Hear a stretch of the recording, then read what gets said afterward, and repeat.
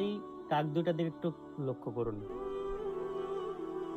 আমরা কত সহজে শিরক করি তার একটা প্রমাণ দিব। আমরা কিন্তু অনেকেই বলে থাকি, কাক এসে যখন এভাবে ডাকে বলে থাকি নিশ্চয়ই কোনো ধরনের দুঃসংবাদ নিয়ে আসছে, কাক ডাকলে কোনো অমঙ্গল হয়। এগুলো বিশ্বাস করা কিন্তু শিরক। শুধু তাই নয়, আমরা যখন কোনো একজন ব্যক্তিকে নিয়ে কথা বলি, তখন ওই ব্যক্তি যদি এসে তৎক্ষণাৎ আমাদের সামনে দাঁড়ায়, আমরা বলি তুমি অনেক দিন বাঁচবে। এই যে এই ধরনের কথাগুলো।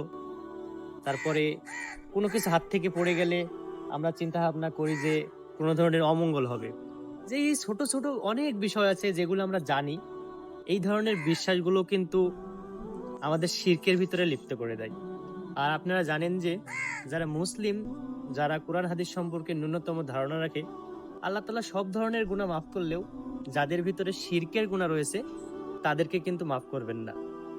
তাই আমাদেরকে এই ধরনের ছোট ছোট বিষয়গুলো নিয়ে খুবই সতর্ক থাকা জরুরি, যেন আমরা কথার ছলে বা কোনো ধরনের গুরুত্বহীনতার কারণে আমাদের ঈমান আমলকে যেন নষ্ট করে না ফেলি।